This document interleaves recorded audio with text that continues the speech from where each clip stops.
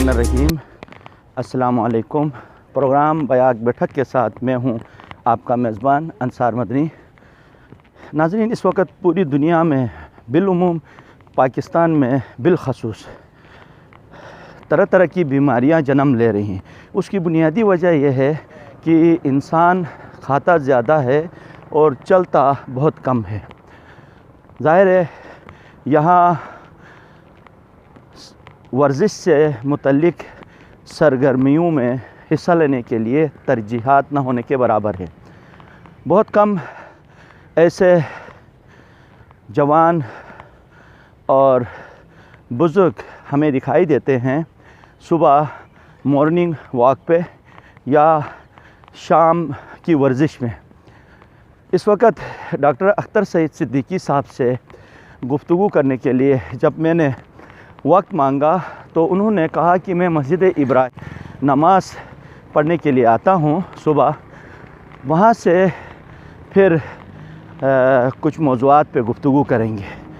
इस वक्त कराची यूनिवर्सिटी की जो मेन मस्जिद है, मस्जिद वो आपको नज़र आ रही है। अब देखते हैं कि प्रोफेसर साहब इन्हीं रास्तों में से कहाँ वॉक करते हुए मिलते हैं। उनसे गुफ्तगू करने के बाद फिर ज़ाहिर है वो एक तोहफ़े की शक्ल में आपकी खिदमत में मैं पेश करूँगा। दूर से इस वक्त अख्तर सईद सिद्दीकी साहब रोड के बाएं जानिब नज़र आ रहे हैं। आइए अब देखते हैं कि आज जनवरी की 29 तारीख है। इस टाइम सुबह 7:20 हो रहे हैं। तो अख्तर सईद सिद्दीकी साहब यहाँ जामा कराची में चेयरमैन रह चुके हैं, डीन रह चुके हैं। उसके बाद रिटायर हुए कोई 10-12 साल हो रहे हैं। अभी वॉक करते हुए सामने से आ रहे हैं।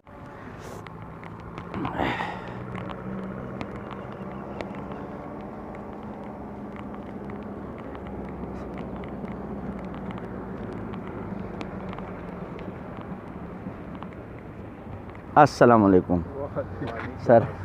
वालेकुम। मुझे बहुत खुशी हो रही है अपने उस्ताद से मिलते हुए, और वो भी इस टाइम इस पे जो कि पहले बहुत ज़्यादा यहाँ रोड पे पार्क पे बहुत ज़्यादा रश होता था। अब खाल खाल लोग नज़र आ रहे हैं और आए दिन सुनते हैं तरह तरह बीमारियाँ जन्म ले रही हैं और हॉस्पिटल आबाद हैं, पार्क वीरान है, और तालीमी इदारों में मुनशियात आने का भी हम सुन रहे हैं। तो इस हवाले से सर ज़रा नसीहत जो नौजवान पढ़ने वाले हैं खुसूसन तालीमी इदारों में वर्जिश से मुतल्लिक क्या नसीहत आप करेंगे? भाई मैं तो कोई बहुत ज़्यादा वर्जिश करने वाला आदमी नहीं हूँ। बस सुबह को फजर के बाद वक्त ज़रूर करता हूँ ताकि थोड़ा सा अपने आप को फ्रेश किया जाए और सुबह के वक्त से फ़ायदा उठाया जाए। लेकिन जो लोग वर्जिश करते हैं वो इस सिलसिले में ज़्यादा कोई अच्छी नसीहत कर पाएंगे। लेकिन बहरहाल जिस्मानी तौर पर अपने आप को फ़िट रखना तो ज़रूरी है और रखना चाहिए। अच्छा सर, ज़ाहिर है आप पाकिस्तान में और बाहर ममालिक में आप कभी सेमिनार में कभी कॉन्फ्रेंस में शरीक होने के लिए, और साथ साथ ज़ाहिर है आपने जिस अंदाज में अपने बच्चों की तरबियत की है उनसे मिलने के लिए जाते हैं। इस ज़मीन में थोड़ा सा आप मंजर कशी आप कीजिएगा। किस बात क्या की? महसूस आप करते हैं यहाँ पे भी और बाहर जो हिफ़्ज़ान सेहत से मुतल्लिक जो लोग काविशें करते हैं, चाहे वर्जिश हो चाहे खाने पीने के से मुतल्लिक हो, इस हवाले से आपके मुशाहिदात क्या हैं? बस वो मेरे ख्याल में हर जगह की कैफियत मुख्तलिफ होती है, लेकिन बहरहाल बिलुमूम मगरबी ममालिक में عمریں بھی زیادہ ہیں اور جو عمر رسیدہ افراد ہیں وہ بھی صبح کو واک کرتے ہوئے نظر آتے ہیں. مجھے ایون وہ لوگ بھی ملے ہیں بعض اوقات امریکہ میں واک کرتے ہوئے جن کی 90 سال سے زیادہ عمر ہے. ماشاءاللہ. تو بہرحال یہ تو ہوتا ہے. ہاں. کتنے ممالک کا آپ یعنی ظاہر جانے کا نہیں بس وہ 3-4 کارنرز میں میرے بچے ہیں تو مجھے جانا پڑتا ہے. میں کیلیفورنیا جاتا ہوں, پھر اس کے بعد آسٹریلیا بھی جاتا ہوں, میلبرن اور برسبن آسٹریلیا میں, اور پھر ایک بچی کیونکہ یو کے میں ہے تو یو کے بھی جاتا ہوں, اور بہرحال کراچی ہمارا مستقر ہے تو کراچی بھی آتے ہیں ظاہر. اچھا سر, عموماً ایک کوئی بھی باشعور انسان یہ سوچتا ہے اس وقت دنیا کے اندر جو حالات ہیں اس ضمن میں جو آپ محسوس کر رہے ہیں خصوصاً عالم اسلام کے حوالے سے, وہ سب سے اہم مسئلہ آپ کون سا محسوس کر رہے ہیں؟ سب سے اہم مسئلہ عالم اسلام کا انٹلیکچول ڈیفیسٹ ہے, خیرت خسارہ. صحیح. ڈاکٹر منظور احمد جو شعبہ فلسفے کے استاد تھے, انہوں نے انٹلیکچول ڈیفیسٹ کا ترجمہ کیا تھا خیرت خسارہ. تو بنیادی طور پر مسلمانوں کا مسئلہ یہ ہے کہ وہ اپنی عقل و دانش کو استعمال چھوڑ کر ڈاگمیٹزم یعنی ایک بغیر سوچے سمجھے چیزوں کو قبول کرنے کی طرف آمادہ ہیں, اور انہوں نے اپنے مذہب کے تصور کو بھی اس طرح بگاڑ لیا ہے.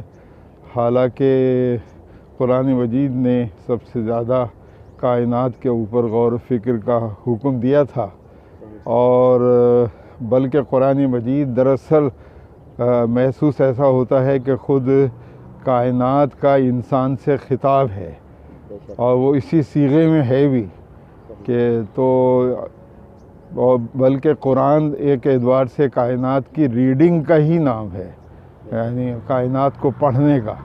تو لیکن مسلمانوں نے یہ کام تو چھوڑ دیا, اور انہوں نے روایتی مذاہب کی طرح اپنا اس کو ایک مذہب بنا لیا ہے, اور ایک حکم و اطاعت کا ایک کنسیپٹ مسلمانوں کے ذہن میں ہے کہ ہر چیز بنی بنائی بس نازل ہوتی ہے اور ہم اس کی جو ہے وہ اطاعت کرتے ہیں, جبکہ ایسا نہیں ہے.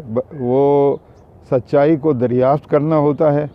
قرآن مجید اور رسول اللہ صلی اللہ علیہ وسلم کی زندگی اس میں مدد کر رہی ہے ہماری, وہ نمونہ ہے, ایک ماڈل ہے, اور ہمیں خود ہی سچائی کو دریافت کرنا ہے اور اس کے اطلاق کی عملی شکلیں جو ہیں بنانی ہیں, اور پھر اس کے مطابق اپنی زندگیوں کو بدلنا ہے. تو یہ بنیادی طور پر عقلی غور و فکر کا مذہب تھا جسے ہم نے جو ہے ایک ڈاگمیٹک اور جامد اور غیر فعال مذہب بنا لیا ہے. تو اس کی وجہ سے بڑی دقتیں ہیں. یہ مسئلہ کسی ایک فرقے کا نہیں ہے, بلکہ یہ سارے فرقوں کا اور تقریباً سارے مذہبی رہنماؤں کی حالت ہے. لیکن اس میں تبدیلی کی ضرورت ہے کہ مختلف بنیادی کانسیپٹ تبدیل ہوں, علم کا تصور تبدیل ہو کہ علم نالج کا نام ہوتا ہے, محض انفارمیشن کا نہیں ہوتا. اخلاق کا تصور جو ہے تبدیل ہو. خود فقہ کے معنی ہی ہوتے ہیں کہ جو سمجھ کے کہ انسان جو ہے کچھ چیزوں کو جو ہے سمجھتا ہے اور ان کا اطلاق جو ہے خود بناتا ہے, ڈیولپ کرتا ہے.